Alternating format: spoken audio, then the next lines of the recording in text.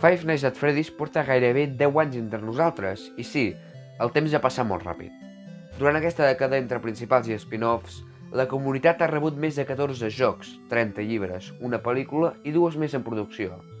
Però el cas és que això no és tot, ja que per al aniversari de la franquícia, el dia 8 d'agost, l'Scott i altres companyies ens tenen preparats projectes nous i també un as sota la màniga. Ja hem pogut veure 2 tràilers del proper joc de FNAF, Into the Pit, i és que de fet ja vaig fer un vídeo explicant la història del llibre, però aquesta adaptació a videojoc serà un xic diferent, amb diferències narratives entre joc i llibre. Five Nights at Freddy's Into the Pit sortirà el 8 d'agost per a PC, PlayStation, Xbox i Nintendo Switch.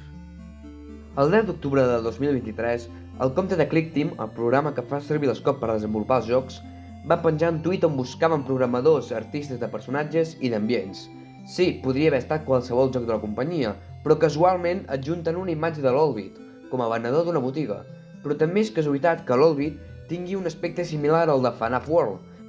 Però la idea de tenir un FNAF World 2 es va descartar quan es va anunciar el nom oficial del projecte, Five Laps at Freddy's o 5 voltes a Freddy's en català. També per Halloween van penjar un vídeo on es podia veure un altre nou joc de ClickTeam. El cas és que ens mostren el que seria un FNAF nou, amb un apartat gràfic similar als originals. I per últim van mostrar una oficina de seguretat amb un estil artístic similar al de la Pinky Pills, ex-dibuixant oficial de la saga. La propera sorpresa ja en vaig parlar en un curt, i és que Scholastic publicarà una sèrie de novel·les interactives on inclouran més de 20 finals.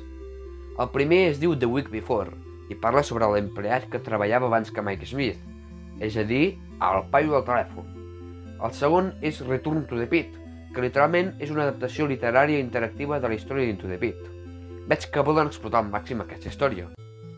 La segona pel·lícula de Five Nights at Freddy's segueix en producció i és que, pel 9è aniversari, el CEO de la productora Blumhouse, Jason Blum, va publicar una foto a xarxes on es podia veure un treballador de Jim Henson's Creature Shop, treballant en l'animatrònic de Freddy.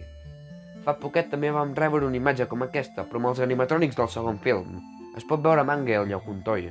A través de Reddit, l'Scott va anunciar que es creava un compte de Twitter per anunciar les properes novetats en relació amb la franquícia.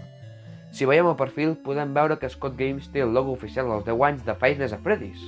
Últimament, els de Funko no estaven gaire al cas amb la saga perquè estaven fent mercendatge de Nadal, versions Blacklights dels animatrònics i pallassades abans que fer pops de Security Bridge o de Help Wanted 2, però s'han posat les piles i han tret mercendatge de Ruin, com figures d'acció i pops de la Ruine Chica, la Ruine Roxy i l'Eclipse.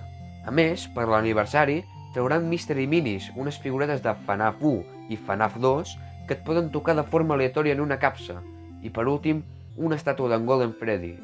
Russell Binder, el CEO de l'empresa que s'encarrega de gestionar la saga, tant pel mercendatge com distribució, confirma que entre els propers 12 i 18 mesos vindran nous jocs i experiències, a més d'intentar expandir la franquícia de forma internacional. Mentre feia aquest vídeo, el compte de Twitter de l'Scott ha anunciat tot el que vindrà durant la setmana de l'aniversari. El dia 1 d'agost sortirà My Pop Goes, un fangame oficial del Father Fanverse, que és una iniciativa impulsada per l'Scott. Aquest fangame recorda molt a un Pou o a un Tamagotchi. El dia 2 d'agost sortirà la demo del remake de The Joy of Creation, un altre fangame del Father Fanverse, on ens podrem posar en la pell del creador i haurem de sobreviure als atacs dels Animatronics Ignited. El dia 3 d'agost es publicarà de forma gratuïta una novel·la interactiva, com les anteriorment anunciades i mencionades en aquest vídeo, anomenada VIP. No sap res de l'argument. El dia 4, Steel Wool ens té preparat un anunci que podria ser el d'un nou joc o el DLC de Help Wanted 2. El 5è dia, en Dauko, un dels creadors de contingut angloparlants més famosos de la comunitat, realitzarà una entrevista amb l'Scott Cawthon. El 6è dia ens espera un anunci d'una col·laboració misteriosa, i tot apunta que serà una col·laboració amb Fortnite, ja que s'espera que surti una actualització gran aquell dia.